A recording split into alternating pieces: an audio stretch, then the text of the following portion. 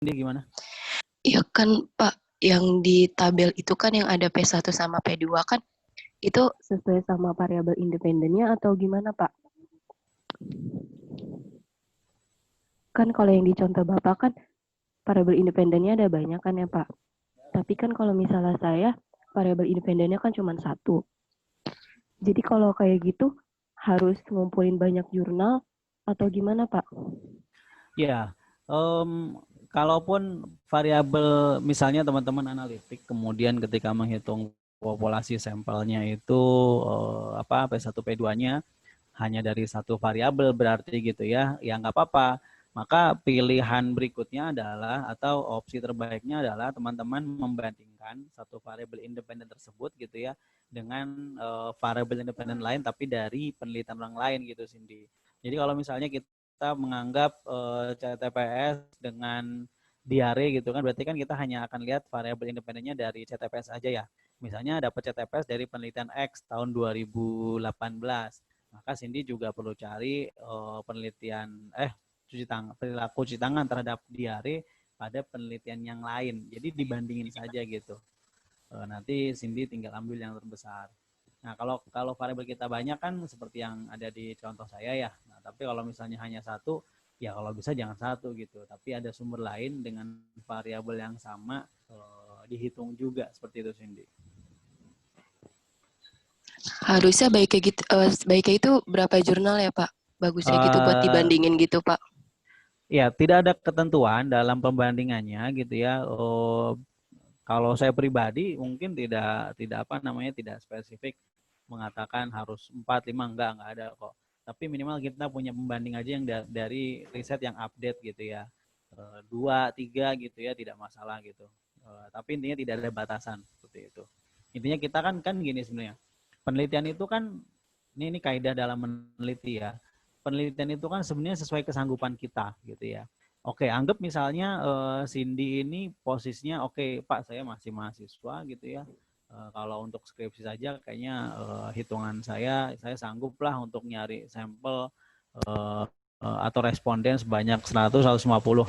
Nah, kita cari tuh penelitian orang P1 P2-nya kita ambil yang hasil hitungannya kurang lebih mendekati ke arah jumlah tersebut gitu. Jadi kalau misalnya kita sanggup 150 berarti hitungan minimalnya berapa? 75 gitu. Kenapa? Karena kan harus dikali 2 kalau yang bivariat kan begitu ya. Nah, itu sebenarnya seperti itu kaidahnya.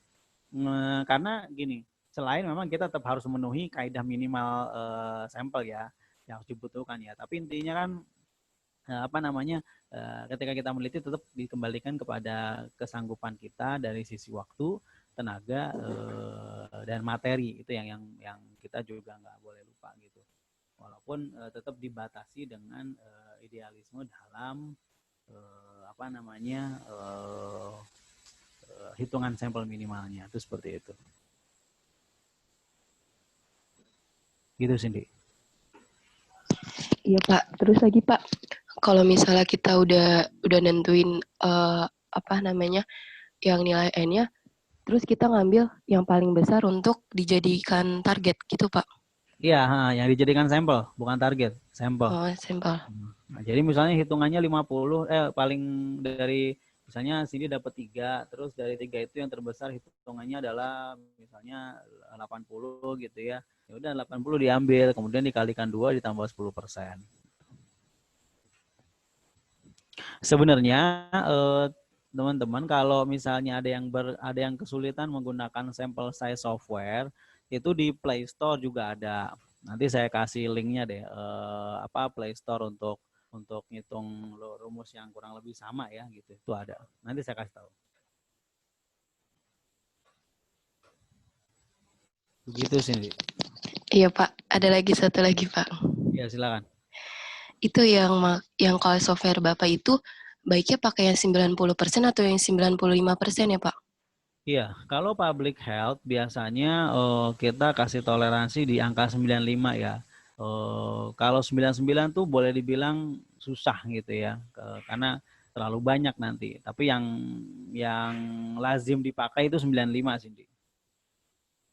Lazim dipakai.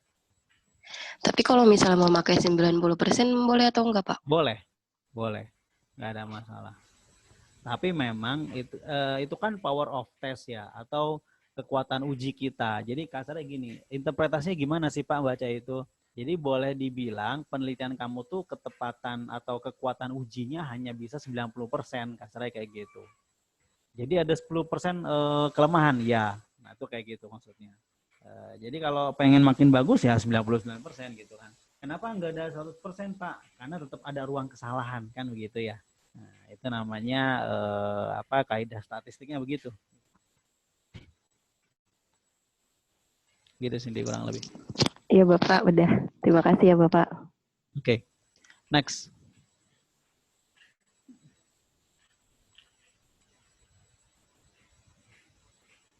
Nggak ada. Jangan nggak ada dong. Pak, ada. Ayo Delika.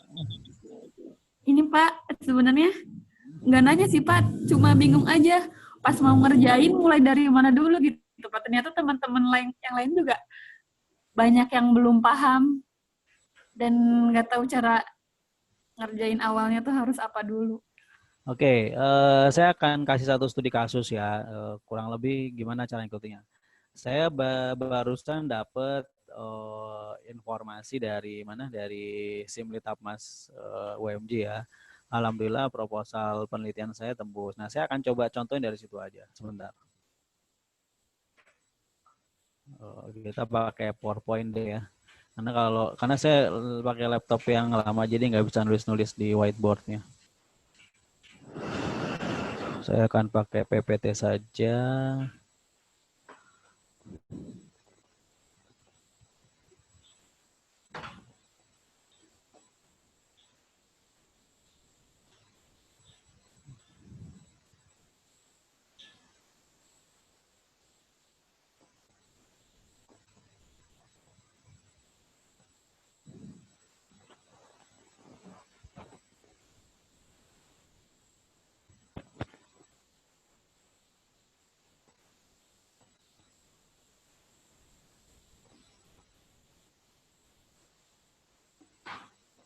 Oke, kita mulai dari sini ya.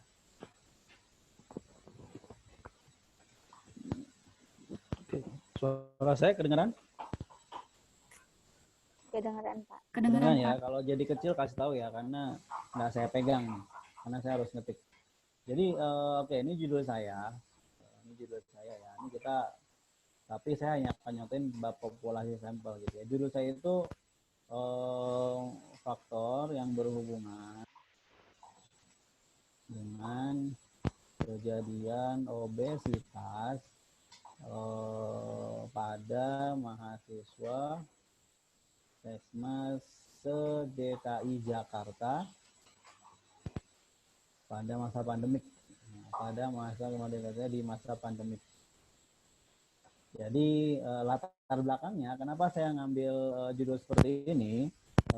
Karena saya berpikir selama pandemik ini ada kenaikan berat badan gitu ya pada mahasiswa Kesmas nih. Gitu. Harusnya kan enggak gitu ya, tapi ini baru dugaan, asumsi. Ini nggak berbasis fakta banget gitu ya, karena saya hanya menduga gitu. Walaupun kalau misalnya kita telah bisa jadi ada gitu ya. Ini judulnya seperti ini teman-teman. Ini kita latihan coba ya, kita latihan. Ketika kita bikin populasi sampelnya, nah gitu ya. Populasi dan sampelnya. Kan itu di bab 4.3 ya, 4.3 gitu kan. Di situ ditulis gitu kan, populasinya adalah populasi, ini kalau saya nulis di proposal kayak begini nih. Populasi target dalam penelitian ini adalah seluruh mahasiswa Kesmas se-DKI Jakarta. Gitu ya. Udah nih, kayak gini, teman-teman ya. Ini udah jadi nih dalam konteks paragraf ya. Kemudian saya lanjutin, sedangkan populasi studi dalam penelitian ini adalah, nah lihat nih, saya udah mulai ngerubah kriteria, nambah kriteria, adalah seluruh mahasiswa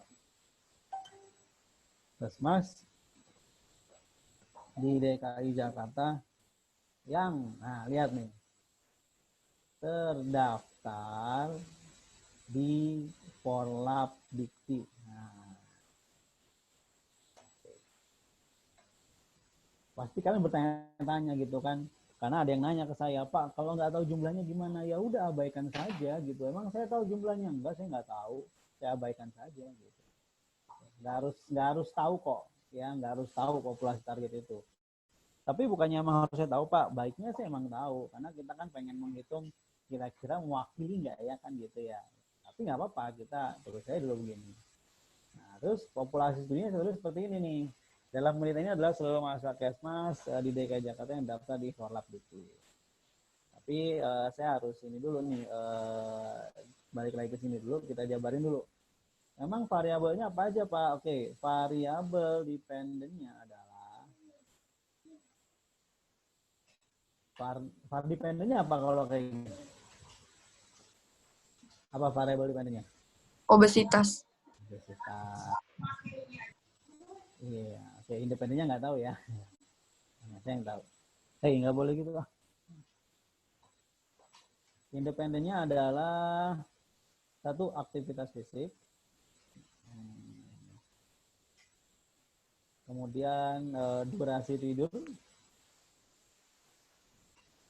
Kemudian stres.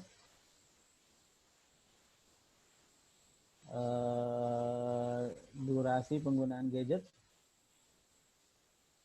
gawai gitu ya. Lagi ya, saya lupa. Nah, pokoknya inilah. Ada sekian banyak nih. Ya. Inilah. Kita balik lagi di sini. Nah, berarti kan dengan variabel independen seperti itu, otomatis ketika kita masuk di sampel, kemudian tapi nggak harus langsung sampel ya, kan sedangkan populasi studi adalah bla bla bla bla bla bla gitu ya. Kemudian kriteria, nah masuk nih, kriteria inklusi kalau dalam penelitian ini adalah A misalnya gitu kan, mahasiswa aktif di prodi Kesmas yang ada di Jakarta. Nah, dimaksud aktif itu seperti apa, Pak? Dalam semester berjalan. Nah, artinya dia bayar kuliah gitu ya, bukan lagi cuti. Tidak sedang cuti gitu ya. Nah, karena berarti kalau ada yang cuti itu nggak termasuk ke sampel saya. Itu kayak begitu. Ya, ini yang pertama. Yang kedua, karena tadi ada apa namanya aktivitas fisik, durasi tidur, stres, gawai. Nah, oke. Memiliki handphone ya atau gawai, memiliki gawai atau gadget. Kalau nggak punya nggak bisa dong. Kenapa? Karena ada variabel itu di tempat saya gitu ya. Gawai atau gadget, apalagi ya kira-kira ya yang bisa jadi. Nah udah, kalau emang nggak ada nggak usah diada-adain lagi gitu ya. Terus eksklusinya apa? Nggak ada juga, karena saya nggak merasa harus mengeluarkan mereka gitu ya dari populasi saya seperti itu.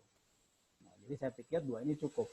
Selesai Pak, selesai udah nih. Dalam konteks bab populasi ini ya kan, 4.3 itu kan populasi. Ya.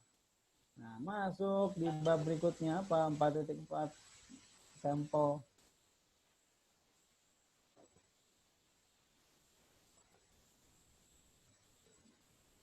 Nah tadi kan udah di ini ya, di apa namanya, ditentukan.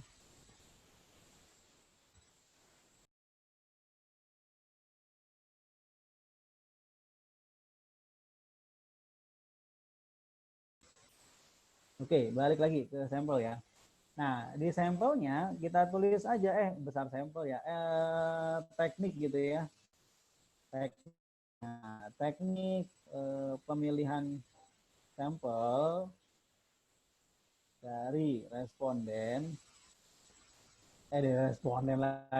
dari populasi studi adalah dengan menggunakan multi-stage random sampling. Yang paling susah. Kenapa menggunakan multi-stage? Karena pertama peneliti akan membagi mahasiswa berdasarkan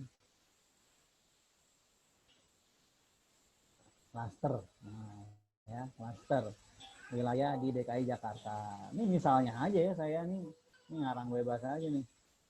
Tapi ini sekarang saya ngerjain nih. DKI Jakarta gitu ya. Kemudian dari masing-masing klaster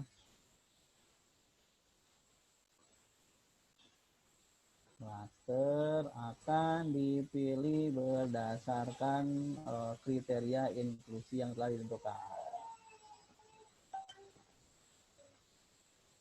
Selesai gitu kan. Nah, udah, kemudian hitung deh besar sampelnya. Besar sampel. Tulis penghitungan besar sampel dalam penelitian ini menggunakan rumus uji hipotesis beda dua proporsi dari Lemshow. Titik 2. Nah, sini tulis rumusnya.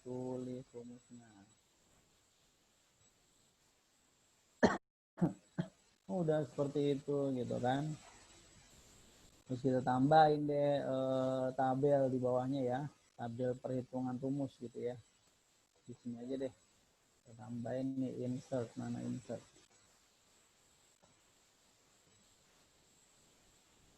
Salah. Tabel. Nah, tabel.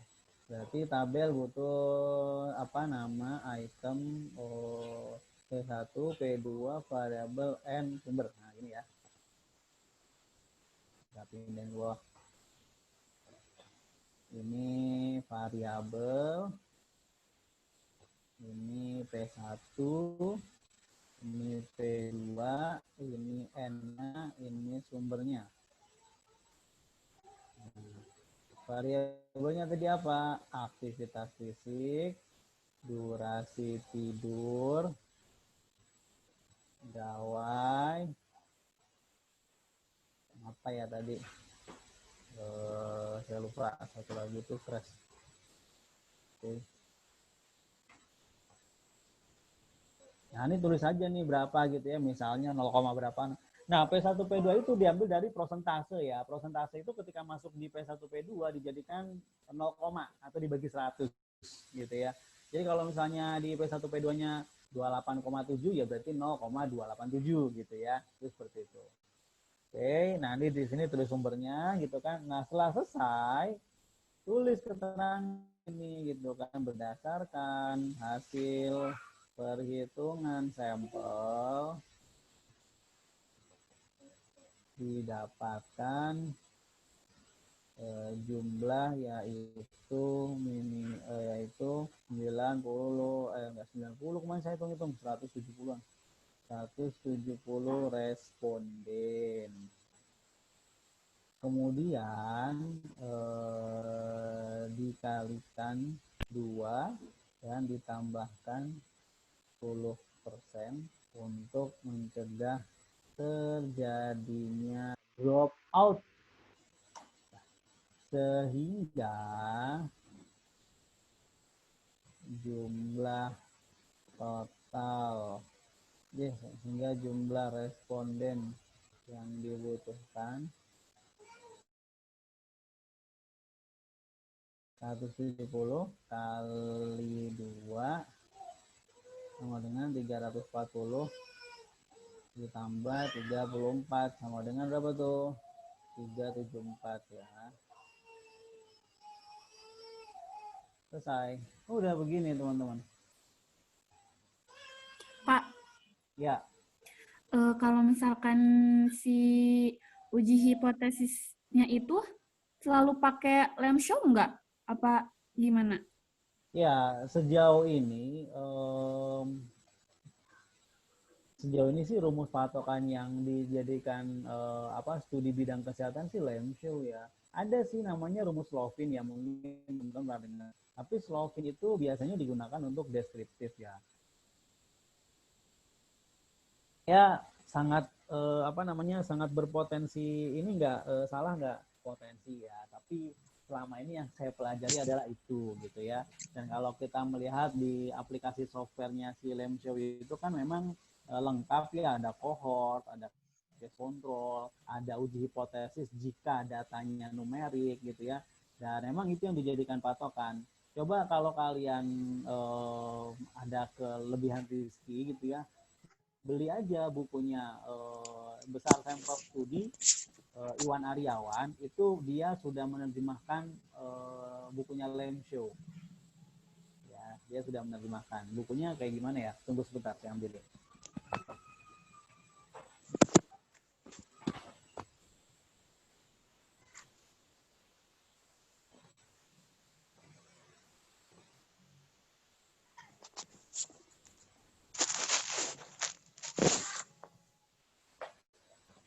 Ini bukunya.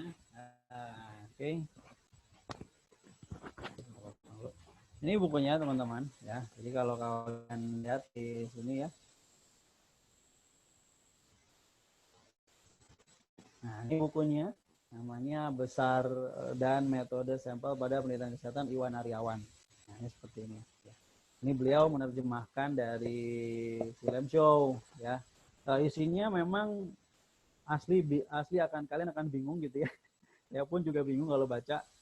Tapi di sini sangat jelas dan ini isinya mirip banget dengan apa yang ada di mana di rumus itu. Nah ini di daftar isinya aja ada ya tuh. Ini besar sampel untuk variabel kontinu, estimasi sampel untuk penelitian dan seterusnya. Jadi sangat banyak ya. Jadi kayak gini. Silakan kalian beli. Tapi saya jamin kalian akan bingung kalau tidak ada guru yang ngajarin, ya. Jadi bisa tanya ke dosen-dosen biostatistik gitu ya, seperti itu. Jadi kalau rumus yang lain ada nggak sejauh ini, sejauh pahaman saya baru itu. Tapi mungkin nggak apa ada rumus-rumus lain yang dipakai, bisa saja gitu. Sebenarnya begini ya teman-teman. Ini saya belajar langsung sama dosen saya biostatistik ya. Pada waktu ada kasus kayak gini. Waktu itu saya pernah berbeda pendapat dengan Bu Tere pada saat nguji ya. Bu Tere kan epid ya. Jadi paling nggak memang secara statistik dan epidemiologinya beliau lebih bagus ya daripada saya. Itu demikian memang penjelasannya. Nah waktu itu bimbingannya itu dia tidak menggunakan kaidah penghitungan sampel yang harus dikali 2 ya. Jadi dia menghitungnya ya udah hitungan di Lemshow itu sudah otomatis tidak perlu dikalikan 2. Nah, kayak gitu. Nah singkat cerita tapi di penelitiannya semuanya itu bermakna teman-teman.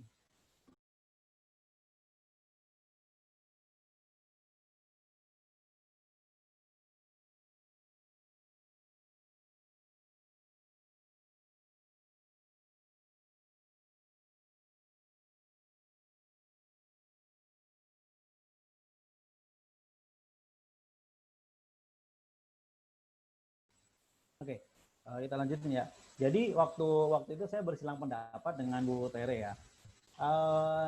Ya kalau silang pendapat itu wajar ya teman-teman, kita nggak perlu berantem ya. Tapi kita perlu untuk mengklarifikasi masing-masing, tanya lagi, baca buku lagi. Nah saat itu Bu Tere punya pendapat adalah ketika dia ngitung sampel yang kayak tadi itu nggak perlu dikali 2. Nah kalau saya mengalami dikali 2. Kenapa dikali 2? Karena ketika kita melakukan penghitungan sampel, ketika analisa itu pas kita uji tabulasi silang ya cross step, kita kan dapat tabel 2x2.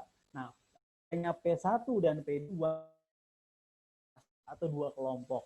Sehingga kenapa hitungannya harus dikalikan 2. Ya, itu seperti itu. Reasoningnya ya, alasannya. Nah, tapi bimbingan Bu Tere itu saat itu semua variabel independennya itu bermakna ya, berhubungan signifikan dengan variabel dependennya. Hampir semuanya dari 10 variabel 8 atau 9 itu berhubungan semua seperti itu. Saya agak lupa berapa variabel independennya tapi banyak yang berhubungan seperti itu. Nah, kemudian saat itu ya udah kita bersepakat ya udah nanti kita sama-sama cari dulu ya Tere gitu untuk fixkan lah sehingga lebih baik hasilnya gitu. Nah Pas sorenya saya ada rapat memang dengan dosen biostatistik saya waktu saya S1 gitu kan, namanya Pak Besral. Terus saya tanya lah itu, Pak, sebenarnya di mana di penelitian variat analitik dengan rumus Ramshaw yang uji hipotesis beda dua proporsi itu perlu dikali dua nggak sih gitu? Perlu. Nah dia bilang kayak gitu. Itu harus dikali dua. Nah kalau pakai yang aplikasi software itu belum dikali dua ya Pak? Belum. Jadi harus dikali dua dulu. Kalau kamu pengen langsung hasilnya yang apa? Yang langsung muncul dikali dua itu pakai di Play Store. Nanti saya kasih tahu kalian. Gitu ya. Nah terus saya tanya, Pak, tapi kasusnya tadi saya menguji gitu. Dia rumusnya nggak pakai dikali dua Pak. Dia deskriptif aja pakai rumusnya dengan hitungan sekian sampel, tapi risetnya berhubungan semua. Oh ya udah, kalau udah berhubungan ya nggak ngaruh gitu. Udah nggak penting lagi sampel. Udah nggak penting lagi menghitung sampel. Apa message yang kemudian kita dapatkan teman-teman? Artinya sebenarnya kan gini ya. Tujuan kita meneliti kan gini loh, kita ngelihat tujuan ya. Tujuan kita meneliti untuk apa sih? Untuk membuktikan kan adanya apa? Adanya hubungan antara satu variabel independen dengan dependen kan kayak begitu. Nah, kenapa sih kita perlu ada sampel? Ya, kenapa sih perlu ada sampel? Ada dua jawabannya teman-teman. Yang pertama, memang yang saya sampaikan bahwasanya kita punya keterbatasan gitu ya untuk meneliti dan seterusnya. Yang kedua adalah kita menggunakan sampel itu untuk atau minimal itu untuk memastikan jumlah yang dihitung dari sampel itu adalah sampel minimal yang kemudian bisa membuktikan hubungan tersebut. Itu kayak begitu maksudnya. Jadi ketika hitungannya dapat sekian ratus nih gitu ya, itu harapannya jumlah segitu tuh cukup untuk membuktikan bahwasanya ada hubungan antara variabel X dengan variabel Y. Itu seperti itu teman-teman. Itu kayak gitu. Pak, tapi kok kita menemukan ada riset-riset yang nggak berhubungan variabelnya? Banyak sebabnya. Itu banyak sebabnya. Tapi yang jelas salah satu cara untuk membuktikan hubungan antara variabel independen dengan dependen adalah dengan memperbesar jumlah sampel, teman-teman. Jadi kalau kita ingin mendekati sampelnya, tadi misalnya Cindy nanya, Pak, kalau kita 90 boleh nggak? Boleh, tapi nanti kecepatannya akan berkurang. Maka kita gunakan yang mana? 99%. Sehingga jumlah sampelnya apa? Banyak gitu. Nah, kalau udah banyak, maka potensi untuk terjadinya hubungan antara variabel independen dengan variabel dependen itu akan semakin besar. Pak, emang selain faktor sampel, apalagi yang bikin variabel itu nggak berhubungan, Pak? Cara ukur. Cara ukur itu maksudnya gimana, Pak? Kalau kita ukurnya salah-salah, kalau ternyata yang jawab yang jawab itu nggak serius, sehingga datanya tidak valid, maka sangat mungkin gitu ya tidak terjadi hubungan antara variabel independen dengan variabel dependennya. Nah, selesai diskusi saya tanya, oh jadi udah nggak ngaruh dong Pak, sampel nggak ngaruh, udah kalau emang udah berhubungan semua ya udah buat apa gitu. Kan sampel itu hanya untuk membantu kita supaya oh segini loh jumlahnya untuk bisa membuktikan hubungan dari penelitian yang sedang kita lakukan. Itu begitu teman-teman kaidahnya. Ya, itu seperti itu aslinya. Jadi yang sekarang ini kita memang dituntut belajar dengan menggunakan kaidahnya dulu gitu. Sebenarnya kalau ketika kita ambil dan semuanya berhubungan ya udah itu bisa aja. Mau deskriptif mau enggak jadi nggak ngaruh gitu. Tapi dalam konteks kita belajar secara benarnya, secara kaidahnya itu seperti itu yang diajarkan. Nih kelas A bersyukur banget nih dapat penjelasan kayak gini ini karena ini sebenarnya advance ya, maksudnya itu udah bagian yang kalau kalian skripsi itu baru terjadi pembahasan itu gitu. Gitu teman-teman. Mudah-mudahan paham. Iya Pak. Terus kan kalau misalkan buat si sampel itu nggak boleh ngarangkan datanya, berarti kita kalau misalkan lihat dari jurnal penelitian kita lihatnya di hasil bukan Pak? Iya di hasil. Bagaimana minggu lalu yang saya jelaskan, itu kalau kita pengen lihat P1 P2-nya, kan kita nyari yang kita cari dari penelitian orang itu adalah P1 P2-nya teman-teman untuk menghitung jumlah sampel kita. Bukan berarti kita nyontoh rumus, bukan berarti nyontoh angka yang ada di rumus sampelnya dia, salah itu. Yang kita contoh adalah yang kita ambil adalah P1 P2-nya kalau di bivariat. Kalau di deskriptif ya kita cari proporsinya, P deskriptifnya gitu ya yang kita cari. Itu beda memang. Itu kayak begitu. Iya, berarti untuk seberapa jurnal, maksudnya jumlah jurnal yang dipakainya berarti sesuai sama sampel yang kita pengenin aja gitu ya Pak jumlahnya? Enggak, kalau jumlah sampelnya memang nanti bisa saja menentukan dengan keinginan kita berapa sanggupnya, kasarnya gitu. Sebenarnya kan seperti itu. Tapi kan gini, ketika jumlah sampelnya sesuai yang kita inginkan, maka siap-siap. Kalau kita cuma mampu sedikit, maka yang terjadi apa? Bisa jadi tidak terjadi kebermaknaan atau tidak terjadi hubungan yang signifikan. Nah kadang-kadang tuh ya kakak kelas kalian itu ditakut-takutin gitu. Oh, wahyu ntar nggak bermakna lo, gagal penelitian lo. Nggak gitu, gitu. Konsepnya nggak seperti itu. Yang penting kita belajar, kalau kan saya udah bilang ya, S1 itu levelnya skripsi, skrip, menulis, ya. Jadi deskriptif pun nggak masalah. Tapi yang penting kalian tuh belajar menulis dengan baik, ilmiah, benar. Itu seperti itu dulu targetnya sebenarnya. Gitu ya. Jadi nggak apa namanya, jangan kemudian ngarang, jangan kemudian salah gitu ya, dan jangan kemudian nggak tahu apa yang ditulis seperti itu. Nah itu kita hindari yang seperti itu sebenarnya.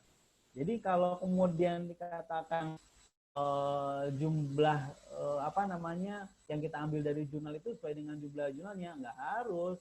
Jadi misalnya variabel kita ada tiga variabel tersebut ada pada jurnal orang lain yang tiga-tiganya ada. Boleh nggak Pak kita ambil? Boleh-boleh aja.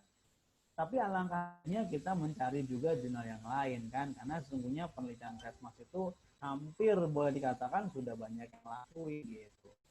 Itu menandakan kalau kita terbatas pada hanya satu sumber, dua sumber, artinya apa? Lu malas baca, udah gitu aja. Satu, lu malas baca, dua, lu malas nyari, udah itu doang. Nggak ada yang lain. Ya. Apalagi judul-judul kali yang saya lihat nggak ada yang baru banget, rata-rata itu replikasi semua. Gitu ya. Ya memang karena saya yang minta kan kalian mereplikasi dulu judul-judul orang lain untuk apa? Untuk belajar gitu, bukan untuk ditiru, untuk dipelajari gitu. Itu deh Wika. Iya Pak, makasih Pak. Ini saya berasa diuji jadinya. Maaf Pak. Nggak apa-apa. Saya senang justru mengembalikan lagi memori-memori tentang medlit dan skripsi. Apalagi ini mau sidang kan, jadi harus dites ulang gitu ya. Silakan yang lain. Bapak, saya mau nanya. Enggak, Adika, gimana? Kan tadi kan kata Bapak kalau misalkan yang analitik itu ngelihatnya di hasil. Terus kalau yang deskriptif itu kan kata Bapak di proporsinya. Itu tuh ada di mananya sih, Pak? Sama, itu semua hasil. Nah, ini memang menunjukkan kita masih belum paham secara utuh gitu ya, metode itu kayak gimana. Jadi gini, ini saya contohin sebuah jurnal ya. Ini mesti diterjemahkan gitu ya. Saya ambil dari punya Alika aja deh. Mana nih Alika? Nggak ada Alika, udah berubah namanya. Aduh, baru saya buka nih. Kayaknya, aduh maaf ya Alika, saya ketiduran. Misalnya ini ya. Nah, ini punyanya Alika ya, teman-teman. Judulnya mirip banget. Ini saya share screen ke kalian.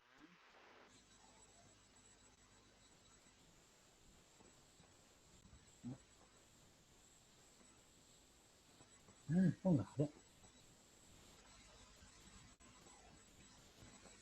Udah muncul? Udah, Pak. Oke. Nah, ini namanya Teresia Evelyn. Nah, gambaran pengetahuan, sikap, dan praktik pencegahan kekerasan seksual terhadap anak pada keterpaparan program yayasan skala dengan media video. Oke, wah. Spesifik banget nih judulnya. Oke, nggak apa-apa. Kita highlight ini aja nih ya. Gambaran pengetahuan, sikap, dan praktik. Artinya ada berapa variabel yang mau dicari di situ coba? 3. 3, bagus ya. Ada pengetahuan, ada sikap, ada praktek, dan ini sangat deskriptif banget gitu ya. Kalau kita melihat di sini di abstraknya ya, ini abstraknya ini Inggris pula, mantap deh. center bla bla bla bla. Oke, mana resultnya? Mana result. So, ini lihat nih. The data was analyzed by descriptive analysis ya. Jadi ini deskriptif nih. Oke. Loh, tapi kok ini kayaknya kualitatif ya? Ini kuali ya, Alika ya? Bentar.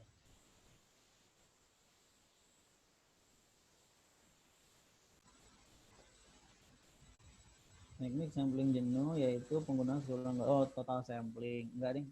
Keren ini. Nah, ini kita lihat ya, ini analitik ya. Analitik deskriptif ya, kuantitatif. Nah, ini ada min, modus, jumlah laki-laki, pendidikan.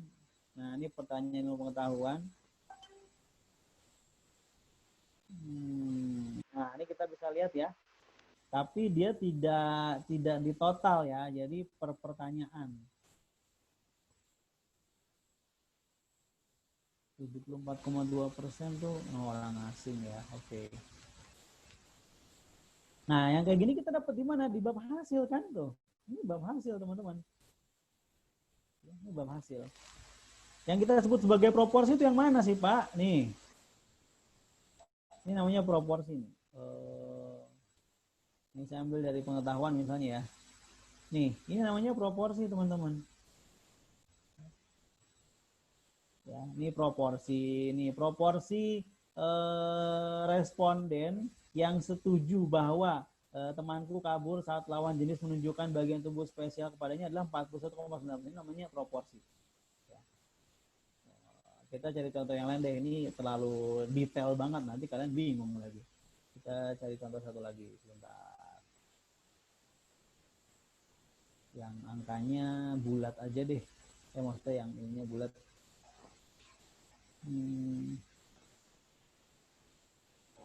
Berarti nggak bisa Alika karena per pertanyaan tuh. Kalau bisa sih yang global aja yang udah direkap gitu ya. Iya Pak, saya juga bingung makanya. Terus Pak kan kalau di skripsi acuan saya itu kan dia ada hasilnya Pak. Hasilnya itu 64,5% kalau nggak salah. Itu bisa dipakai nggak sih Pak? 64,5 itu apa? Hasil dari yang kuesioner pengetahuan sama sikapnya itu Pak. Tapi udah rekapan, tidak per Udah. pertanyaan. Nah, itu Iya, bisa. bukan. Itu namanya proporsi gitu ya. Nah, intinya kita mencarinya di mana? Di bab hasil, teman-teman ya. Itu ada di bab hasil. Proporsi, kemudian pokoknya hasil dari analisis univariat dan bivariat itu dari mana? Ada di bab hasil. Ya, atau di bab kesimpulan. Itu pasti ada di situ, nggak kemana-mana. Ya, itu ada di situ, teman-teman. Oke. Oke ya, saya pikir itulah terjawab lah harusnya ya. Iya, berarti saya bisa pakai skripsi acuan saya, Pak. Iya, bisa sih. Ya, Terus Pak, saya mau nanya lagi, kan tadi kan kalau misalkan yang analitik itu kan ada P1, P2, terus kan dibikin tabel. Kalau saya harus bikin tabel juga nggak sih, Pak? Kan cuma ada pengetahuan sikap, terus PN sama sumber ya, Pak? Iya, jadi ya dicari dari pengetahuan. Kalau pakai variabel yang pengetahuan dengan proporsi berapa persen itu berapa. Kalau pakai sikap berapa. Kalau pakai praktik berapa gitu ya. Itu diinin aja. Tapi kalaupun nggak ada ya yang ada aja gitu, masalah. Bahkan waktu saya S1, karena waktu itu saya belum mengadopsi dengan sistem seperti itu, ya saya sedapatnya aja saya tulis. Sebenarnya saya dapat beberapa, tapi yang saya masukin yang sesuai kesanggupan saya. Karena ya sama pertanyaannya saat itu. Sanggup berapa kamu gitu. Waktu saya bimbingan, yang ditanya sama dosen saya adalah, oke Mustaqim mau ngambil topik ini, kamu kira-kira sanggup berapa? Digituin. Ya sanggupnya paling segini Pak. Ya udah nggak apa-apa. Ya, karena penelitian sesuai kesanggupan kita teman-teman. Jadi ditulis aja nggak masalah, Lika. Satu lagi Pak, kan kalau di Bapak tadi kan 4.3 itu populasi sampel ya Pak. Tapi kalau deskripsi acuan saya itu populasi sampel 4.1. Terus kalau di Bapak itu 4.1 sama 2 isinya apa Pak? Ya, itu yang bab 4 saya kirim kan begitu. 4.1 itu desain penelitian, 4.2 itu lokasi dan waktu, 4.3 populasi dan sampel. Oh gitu ya Pak. Soalnya kalau di skripsi yang acuan saya itu dia nggak ada lokasi penelitiannya. Habis Ya, desain langsung ke populasi sampel. baiknya itu kalian ikut yang mana sih? Coba tanya kakak kelas kalian yang lagi skripsi, minta dong format sistematika penulisan pedoman ilmiah lagi, penulisan ilmiah gitu ya. Ikutin mereka aja tuh. Tahu saya UMJ itu yang nggak ada adalah bab pertanyaan penelitian tuh nggak ada. Jadi langsung tujuan penelitian. Kalau saya nggak salah ya. Oh gitu. Iya Pak. Makasih ya Pak. Bapak, Ya. masih terkait pertanyaannya Alika tadi, kalau misalkan P saya itu dapatnya dari analitik, boleh nggak sih Pak? Tapi dia punya nilai proporsi dari kepuasannya itu, Ya paham. ya boleh Pak? Ya, jawab semalam ke Sinta. Saya jawab, boleh nggak sih? Boleh aja sih sebenarnya gitu. Walaupun dia analitik ya. Karena kan gini ya, Audi ya. Saya menjawabnya antara ada sedikit keraguan gitu ya. Tapi intinya boleh nggak sih? Boleh aja. Karena sebenarnya cross sectional itu kan juga rumus sampling yang untuk survei sebenarnya gitu ya. Dia bisa digunakan untuk survei juga. Jadi boleh buat deskriptif juga kasarnya. Jadi kalau kita dapat angka deskriptifnya boleh nggak kita pakai? Ya kalau saya sih boleh-boleh aja gitu ya, nggak apa-apa gitu. Walaupun di situ ada efek dikali 2 sebenarnya, kan gitu ya. Nah, tapi kan kita nggak tahu apa benar dikali 2 apa enggak. Nah itu pertanyaannya. Nah artinya gini, nah kalau saya akan menjawab seperti tadi gitu, Audi. Kalau nanti itu udah dapet ya udah nggak apa-apa gitu. Kalau dia dikali 2 kan berarti sebenarnya kelebihan kan begitu ya. Tapi kan nggak masalah kalaupun kelebihan. Karena kan sampel itu prinsipnya minimal yang dibutuhkan. Kalau dia kelebihan itu maka akan semakin bagus kayak gitu. Walaupun tetap idealnya kita mungkin bisa mencari yang univariat ya gitu. Tapi kalau dapatnya dari yang bivariat ya udah nggak apa-apa. Karena dia juga punya proporsi gitu. Nggak apa-apa sih kalau saya. Ya, oke, makasih Pak. Yang penting kalian paham bahwasanya seharusnya sama gitu. Itu aja dulu.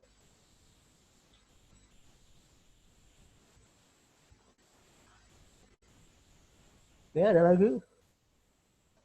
Bapak saya mau tanya. Ya, silakan. Kalau Karlina. misalkan penelitian analitik bivariat itu emang nemuin P1, P2-nya itu harus dari tabel 2x2 ya, Pak? Kalau misalkan saya nemuin skripsinya itu yang variabel independennya.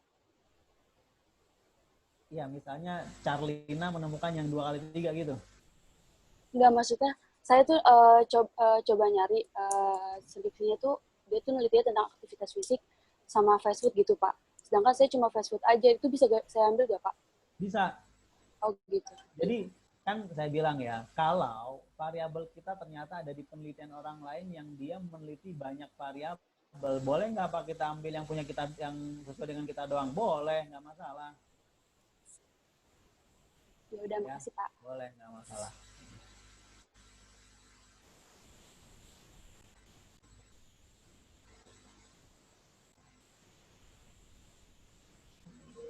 Wah, ini pada baru datang, ada yang baru bangun kayaknya. Biasa jam 9 ya mulai. Ada lagi yang lain? Silakan. Pak nanya di luar ini boleh nggak? Boleh. Nggak nanya populasi dan sampel juga boleh. Aduh.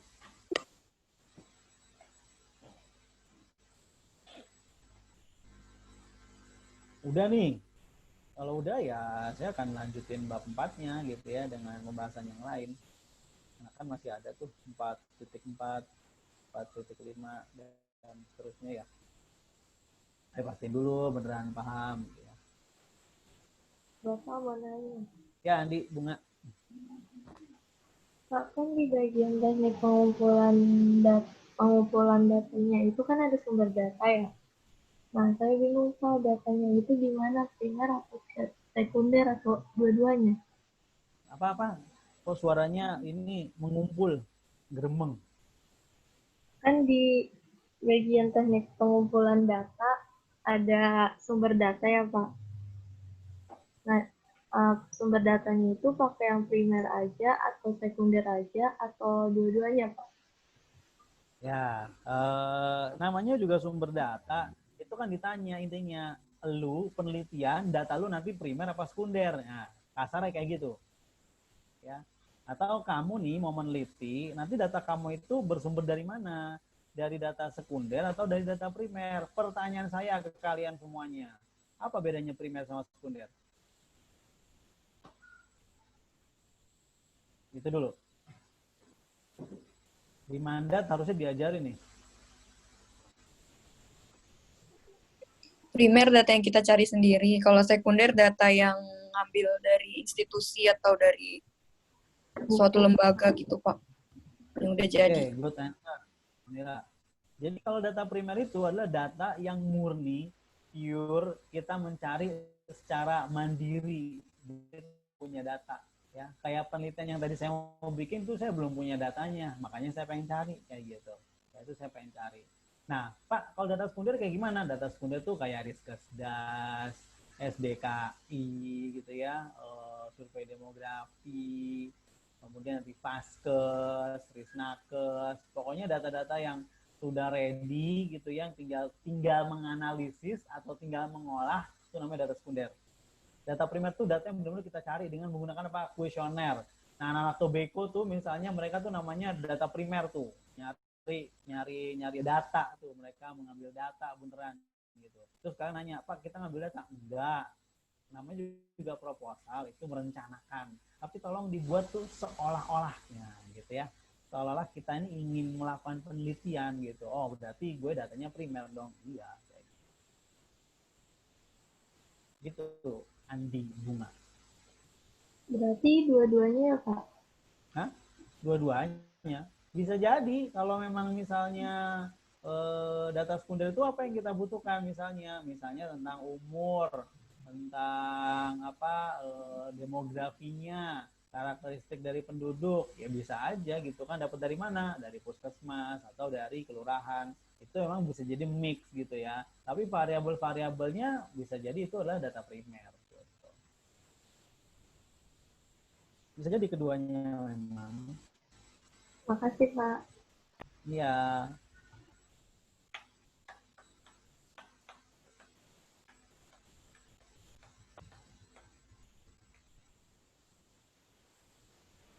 Lagi yang lain?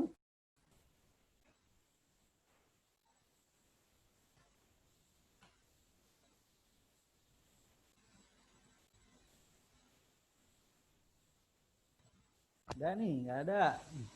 Pindah nih, materi. Aduh.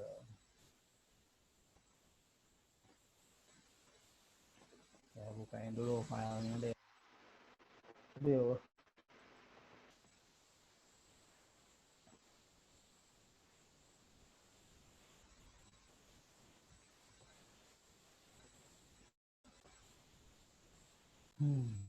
Chapter 4.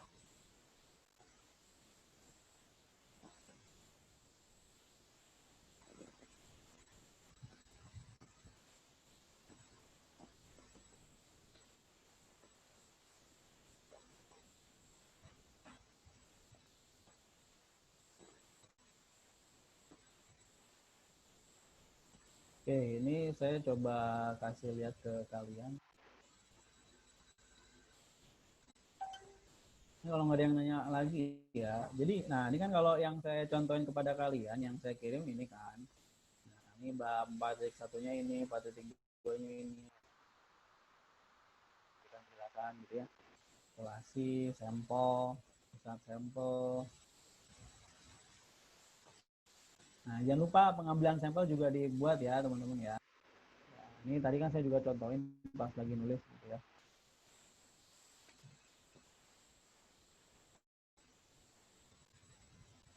Nah, di bagian ini, di bagian 4.4 ya, di teknik pengumpulan dan pengolahan data, ini saya lanjut aja ya. Ada bagian pertama yaitu sumber data. Tadi yang Andi Bunga tanyain gitu kan. Ya udah di sini ditulis data yang dikumpulkan apa, yaitu data primer dan data sekunder. Data primer tadi gitu ya, data yang emang nanti kita akan cari secara mandiri gitu ya. Sedangkan data sekunder itu data yang sudah ada dan kita bisa mengolahnya gitu, tinggal menganalisis gitu. Nah, tapi dijelasin gitu ya, data primer yang kita ambil tuh apa aja. Misalnya data primer yang kita ambil terdiri dari apa? Satu, karakteristik responden. Ada apa aja di dalamnya? Ada umur, ada riwayat, sesuaikan dengan variabel yang kita ambil. Nah, di sini termasuk hipertensi kan, gaya hidupnya ada kebiasaan rokok, ada kebiasaan minum kopi, ada asupan lemak, asupan natrium. Kemudian untuk indeks antropometrinya ada IMT dan seterusnya. Atau disesuaikan dengan judul kalian masing-masing. Nah, sedangkan data sekunder berupa, ini data sekunder biasanya kayak gini ya. Kalau kalian juga kurang lebih, nanti kalau yang di puskesmas berarti apa misalnya? Sedangkan data sekunder berupa gambaran umum atau profil puskesmas. Kalau yang di sekolah, sedangkan data sekunder berupa gambaran umum sekolah gitu kan, di mana tempat kalian ngambil data.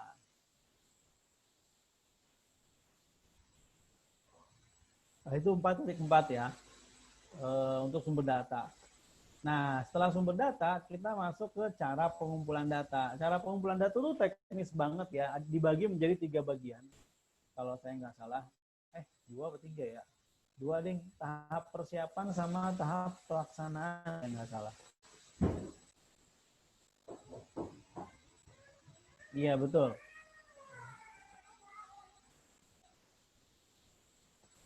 Dan di angkat tangan.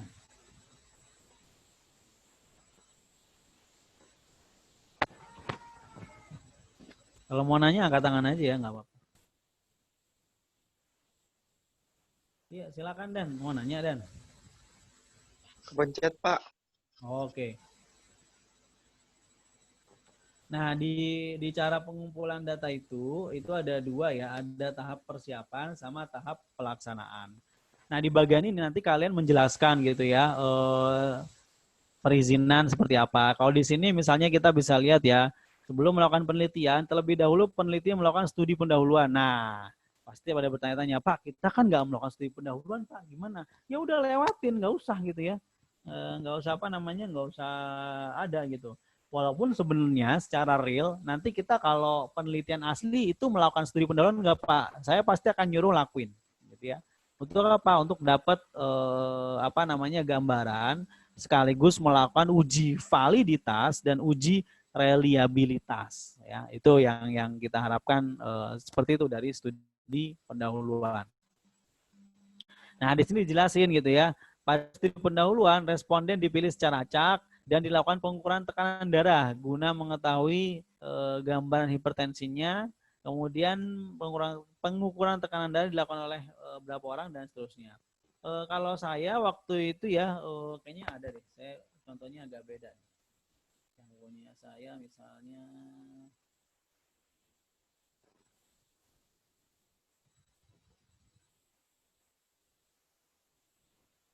nah ini punya saya.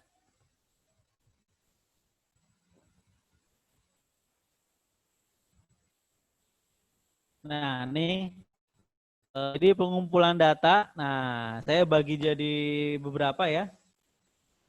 Pertama, petugas pengumpulan datanya siapa aja, itu saya jelasin. Kemudian instrumennya apa, nah ini persiapan. Nah, sebelum melakukan pengumpulan data, penulis melakukan beberapa persiapan, yaitu pengumuman mengenai penelitian yang disampaikan oleh penulis pada siswa-siswi terpilih gitu ya, minta izin. Kemudian siswa-siswi diminta untuk mengisi data dan seterusnya. Penulis minta bantuan kepada mahasiswi untuk bantu recall. 1 hari sebelum penelitian, penulis menghubungi kepala sekolah dan guru untuk mengingatkan agar membawa celana olahraga dan kelengkapannya. Itu tergantung ya. Nah, ini prosedur pengumpulan datanya pada saat hari H, saya jelasin hari H itu ngapain aja. Jadi semacam alur gitu ya teman-teman. Kalau waktu itu saya tes kebugaran, jadi saya tulis tuh, pengumpulan data dilakukan dengan diawali mengisi kuesioner secara serentak dan membagi tahapan kegiatan menjadi 3 pos. Pos pertama, pos antropometri. Pos kedua, recall 24 jam. Dan pos ketiga, rangkaian tes kebugaran. Nah, ini tes kebugarannya. Ya. Nah, dalam hal ini, salah satu tes tidak dilakukan karena tidak adanya sarana. Nah, kalau ada yang kurang kayak begini, teman-teman, kita mesti jelasin. Ya, kita mesti jelasin. Nah, pengumpulan data dilakukan dengan prosedur sebagai berikut. Seluruh responden dikumpulkan dalam satu ruangan untuk memperoleh penjelasan. mengisi part Q&U kuesioner yang tidak memenuhi syarat itu kita keluarkan atau kita ganti dengan yang lain. Kemudian tahap pertama menuju post antro, tahap kedua wawancara recall, dan tahap ketiga sampai pada pemeriksaan data akhir gitu ya. Nah, itu sampai situ. Ada yang mau tanya dulu nggak sebelum masuk ke 4 titik berapa nih? Manajemen dan analisis datanya. Dan masing-masing beda ya gitu. Jangan disamakan gitu. Karena menyesuaikan dengan judul masing-masing. Ini sebenarnya sama kayak gini ya, mirip ya. Tadi tahap persiapan, tahap pelaksanaannya kayak gini ya. Untuk yang hipertensi, data tekanan darah, gimana cara ngambilnya, data karakteristik, gimana cara ngambilnya, data antropometri, bagaimana cara ngambilnya, ditulis nih semua ya. Namanya juga bab 4 itu bab detail. Harus detail, apa yang akan kita lakukan semua sudah tertuang di bab 4 gitu ya. Alatnya apa, menggunakan apa, hasilnya apa, itu udah ada semua di sini. Ya, harus ada di sini semuanya. Data kolesterol darah. Nah, ini kemudian dia bikin rekapan alur pengumpulan datanya seperti ini, ya. Nah, sudah selesai deh. Nah, masuk ke instrumen. Nah, tadi juga saya ada kan instrumennya apa aja. Nah, kemudian pengolahan data. Kalau pengolahan data ini tadi kalau di tempat saya manajemen dan analisis data kurang lebih sama gitu ya. Oke, sebelum masuk ke sini sampai di sini dulu ada pertanyaan mungkin. Pak, ya. Kalau data sekunder berarti nggak ada tahap pengumpulan data ya?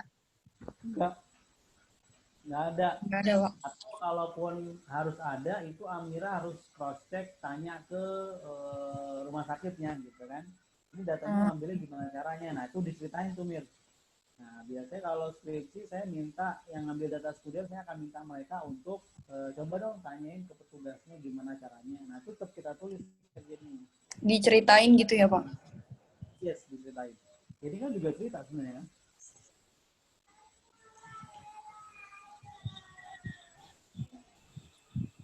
Gitu Amira.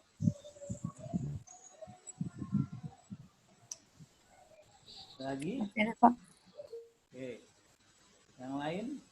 Sebelum kita masuk ke pengolahan data atau manajemen data. Jadi saya amazing nih kalau kalian lanjut terus ya. Walaupun fenomena gunung esnya sih saya yakin gitu ya. Ada yang masih berkutat dengan bab-bab lainnya.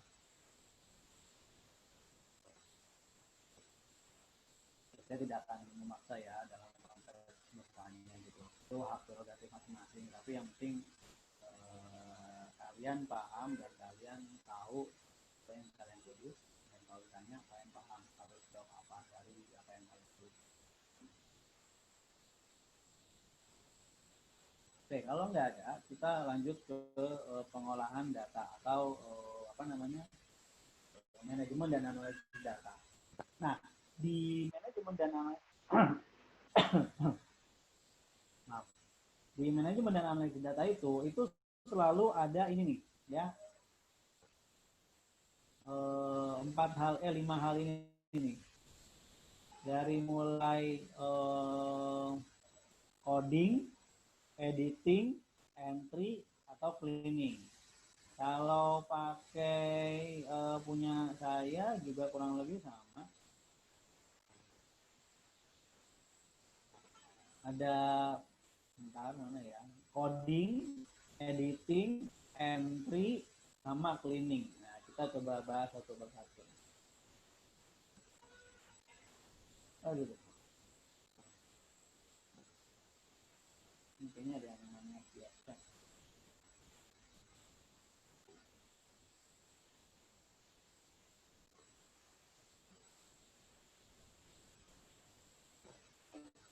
Oh, pantes, copot, maaf.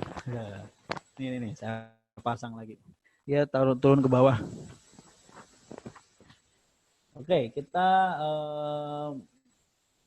masuk ke ini ya. Jadi yang pertama itu adalah coding. Ini format baku ya untuk manajemen dan analisis data.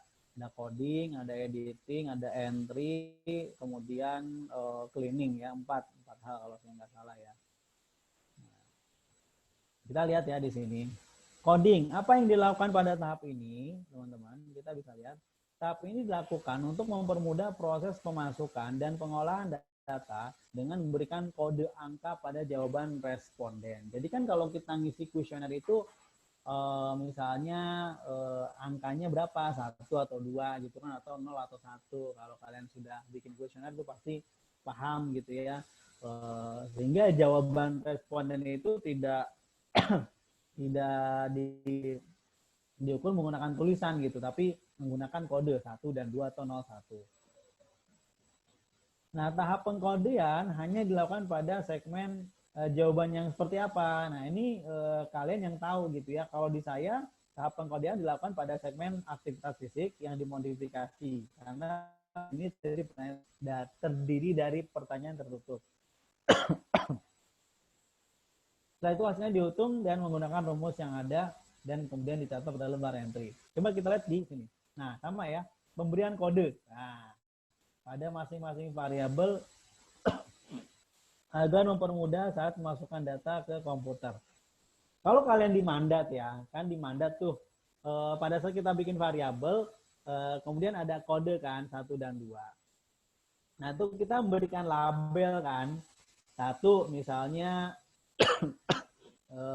baik, 2 misalnya kurang. Nah, itu seperti itu teman-teman.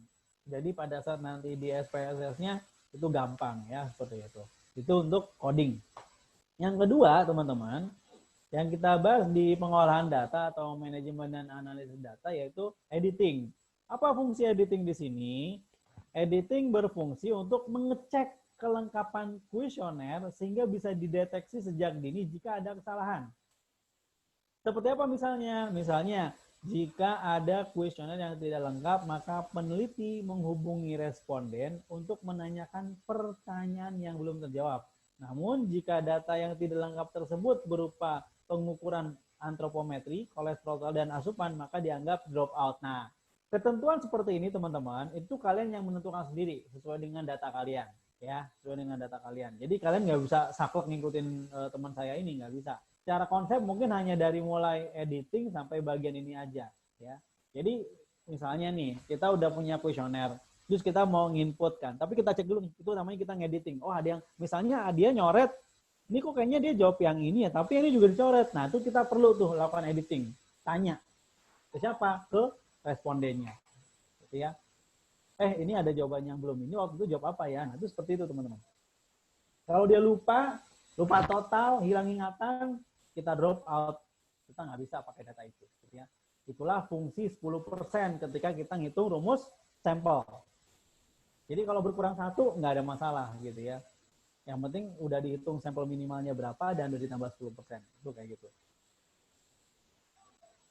Nah kalau di sini editing sama ya, editing itu sama dengan penyuntingan ya teman-teman. Kalau bahasa lainnya sunting. Nah penyuntingan dilakukan sebelum masukkan data. Jika ada informasi yang tidak lengkap dapat ditanyakan kembali. Nah, sama ya. Nah, ini kita cross check nih, jangan nyata yang beda gitu ya. Ini sama. Nah, kemudian kita akan entry data. Jadi setelah dilakukan coding, kemudian editing gitu ya atau menyunting. Nah, tahap yang ketiga yaitu kita melakukan entry data. Ya, entry data ini kita ngapain? Yaitu kita bikin template gitu ya untuk kemudian dijadikan sebagai instrumen untuk memasukkan data yang sudah kita cari gitu. Nah enaknya kalau sekarang nih di masa pandemik seperti ini itu kita pakai GForm udah jadi di Excel tinggal kita ekspor ke SPSS udah tinggal ngolah, itu enak banget ya. Tapi kalau dulu masih zaman manual pakai kertas gitu ya, itu kita mesti lakukan tahap-tahap ini. Nah, jadi entry data tuh kita bikin kolomnya dulu dengan menggunakan Epidata. Saya nggak tahu kalian diajarin Epidata atau tidak di mandat gitu ya. Kalau dulu saya diajarin. Jadi sebelum dimasukin ke SPSS kita pakai Epidata dulu gitu ya. Nah, gunanya apa kita pakai Epidata ini teman-teman? Untuk menghindari kekeliruan ya saat melakukan entry data. Nah, itu fungsinya ketika kita pakai Epidata. Nah, data pada lembar entry dimasukkan ke dalam template beserta hasil codingnya. Nah, kemudian dikonvergen ke dalam program komputer untuk SPSS-nya. Kalau di sini kita lihat ya penjelasannya. Nah, entry terlebih dahulu dibuat oleh peneliti dalam program SPSS 17. Nah, sama ya. Jadi dibuat. Tapi kalau dia langsung masukin ke SPSS, tidak tidak melalui Epidata. Jadi kalau kita mau pakai SPSS itu ada dua cara ya. Ada yang langsung atau tidak langsung. Nah, yang langsung itu langsung tulis di situ. Yang tidak langsung itu kita menggunakan Epidata. Itu seperti itu. Nah, selesai. Yang terakhir adalah cleaning. Nah, ini bagian yang finalisasi sebelum kita benar-benar menganalisis data yang kita punya ya. Jadi pada bagian cleaning ini bertujuan untuk apa? Mengetahui ketepatan ya, ketepatan data yang telah kita entry. Dengan cara gimana? Kita ngecek kembali data yang udah kita input ya, agar sesuai dengan kode yang telah ditentukan sebelumnya. Dan dilanjutkan dengan analisis menggunakan SPSS 17 ya, itu seperti itu. Jadi pada saat datanya sudah diinput nih gitu kan, kita cek nih gitu ya datanya, ada nggak yang salah gitu kan. Oh nih kok ada yang missing gitu ya. Nah, di sini di bagian cleaning.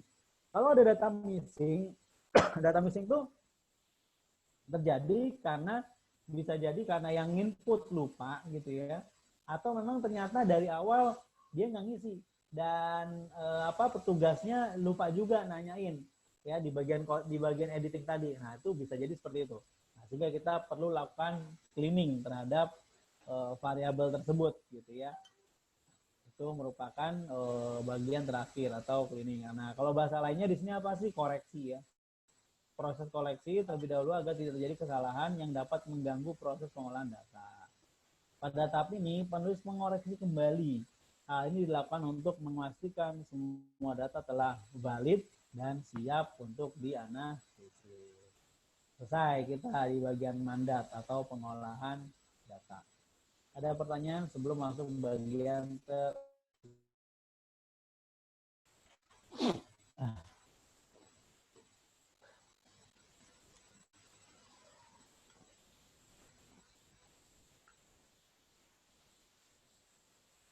nggak ada? Oke, kalau nggak ada, bagian terakhir adalah analisis data. Analisis data tergantung kepada data kalian ya. Kalau kalian deskriptif, maka cukup analisis univariat saja. Kalau kalian analitik, maka akan ada dua, ada univariat dan bivariat. Nah, di sini tinggal dijelaskan saja apa yang kalian lakukan, apa yang kemudian dianalisis, itu tinggal dituliskan. Misalnya analisis univariat, di sini dilakukan tabel distribusi frekuensi digunakan untuk mengetahui sebaran nilai rata-rata, timpangan bakunya, mediannya, nilai minimum, maksimum gitu ya, dari hasil pengukuran pendukung, yaitu umur responden, tinggi dan berat badan, serta rangkaian tes kebugaran. Sementara status kebugaran dan seterusnya dibagi menjadi dua kategori, persentase distribusi masing-masing kategori tentukan temporer karakteristik sampel menurut masing-masing variabel. Nah, ini penjelasannya seperti ini. Sedangkan bivariat, udah dijelasin aja, analisis bivariat dilakukan untuk melihat apa? Hubungan antara dua variabel, yaitu satu variabel bebas berupa apa. Variabel bebas itu variabel independen ya, dan variabel terikat. Variabel terikat itu kebugarannya. Nah, analisis bivariat menggunakan uji chi-square. Nah, kalau data kalian kategorik itu pakai chi-square, tapi kalau data kalian numerik nggak pakai chi-square, maka akan pakai analisis yang beda ya, itu seperti itu. Nah, selesai deh kita sampai di sini. Minggu depan kita akan bahas tentang uji validitas, reliabilitas, dan bagaimana membuat bab 5. Tapi kita nggak bikin bab 5, saya cuma akan jelasin bagaimana bikin bab hasil dan bab pembahasan.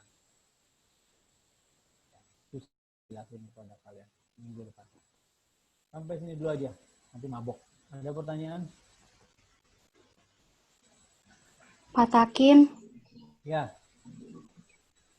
Saya mau tanya, yang tadi analisa data, kan saya deskriptif ya Pak.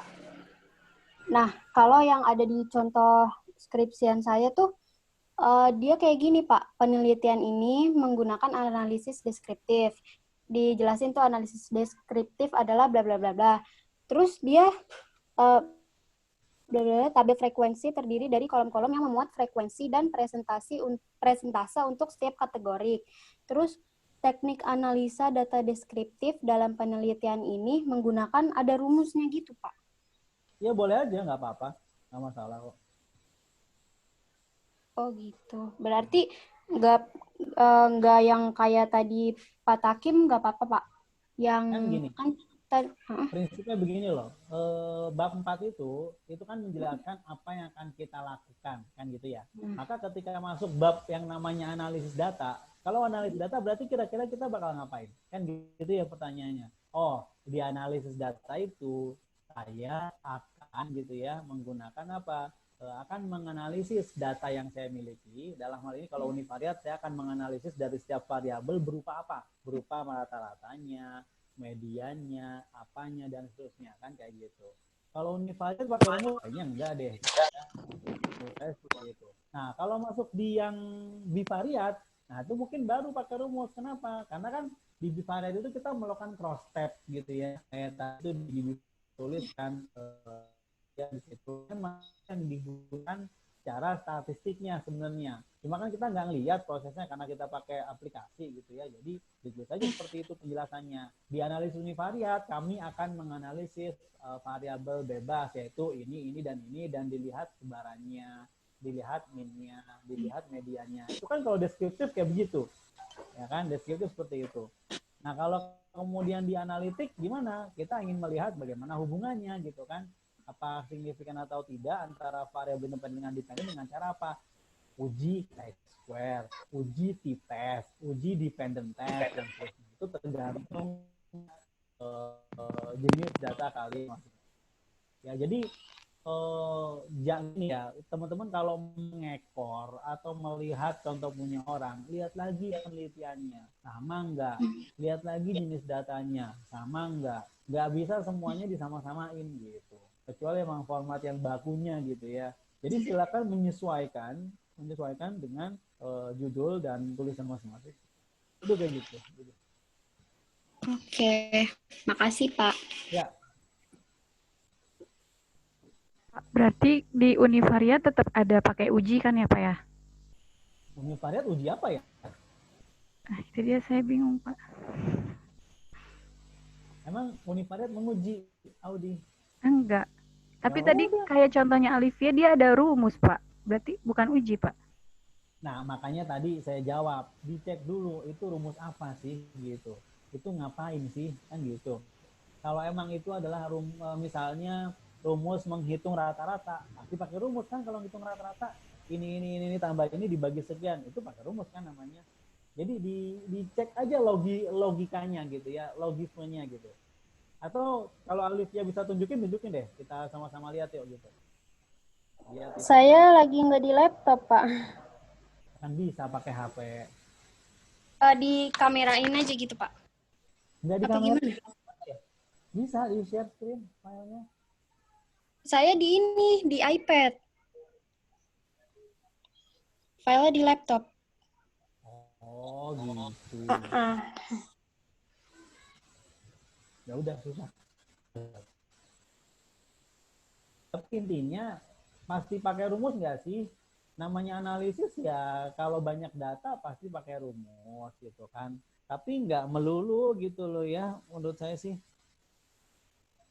Coba dicek deh masing-masing di skripsi yang menjadi acuannya gitu. Nanti boleh di cross check ke saya, nggak masalah. Supaya tidak bias pemahamannya gitu.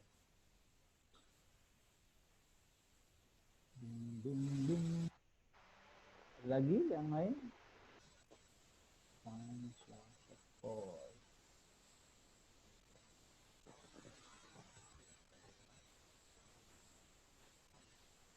Udah nih, nggak ada, selesai kita. Belilah.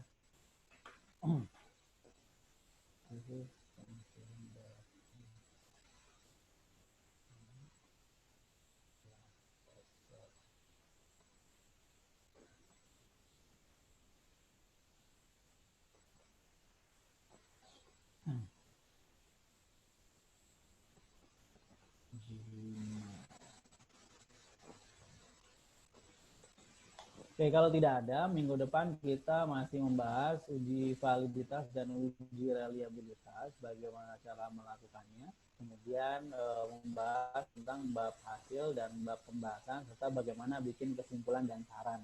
Jadi membahas bab 5, 6, sama 7.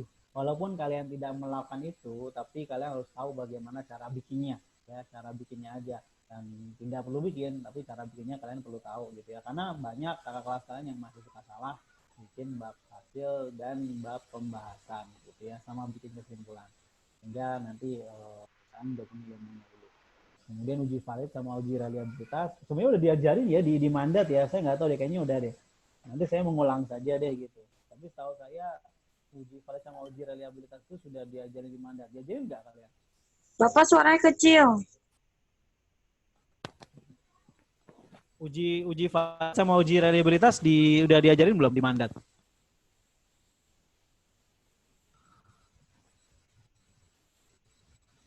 Diajarin di mandat. Manajemen dan analisis data.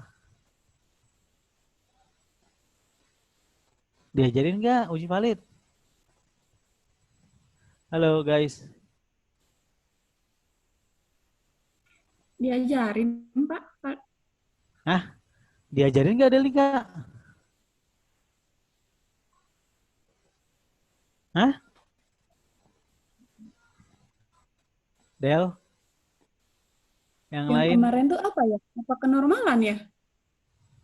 Lupa deh, Pak. Ya gimana deh kalian yang kuliah nah?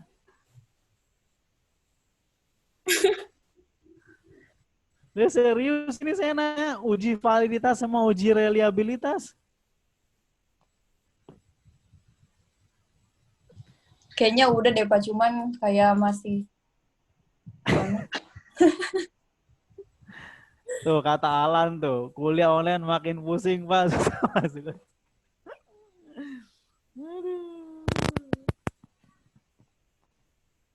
Sabar ya Alan, ini ujian memang.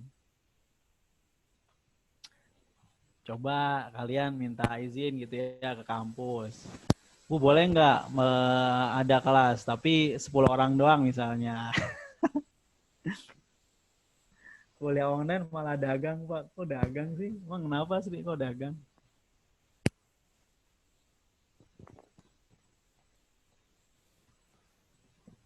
Siapa yang dagang? Ada yang dagang dosen gitu maksudnya? Si Sri dagang Pak jadinya. Fokusnya. Oh, I see. Ya. Ya gimana ya, di satu sisi negara kita sih ini yang aneh gitu ya. Belum selesai pandemiknya udah dibuat new normal yang dipaksain gitu ya. Ironi sebenarnya gitu ya. Sekarang nih orang banyak keluar, padahal pas awal-awal kasus keluar itu orang pada lockdown gitu ya, sepi. Sekarang giliran kasusnya makin ramai malah ikutan keluar juga. Aduh, aneh deh. Ya udah nanti uji valid, uji reliable-nya coba deh, itu mandat ada silabusnya enggak kalian? Ada Pak. Nah dilihat ya. Mir, tolong liatin Mir. Atau Audi, tolong liatin ya. Kasih tahu saya. Dosen kalian siapa? Bu Tere. Bu Tere kan ya. Ntar saya juga cross check ke Bu Tere. Ntar kalau Bu Tere bilang udah kok Mas Mus, ya udah berarti nggak usah diajarin. Tapi kalau belum ya nanti saya singgung sedikit deh gitu ya. Kalau udah kan saya cukup jelasin bab 5, 6, 7-nya aja gitu ya, nggak perlu ngejelasin yang lain gitu.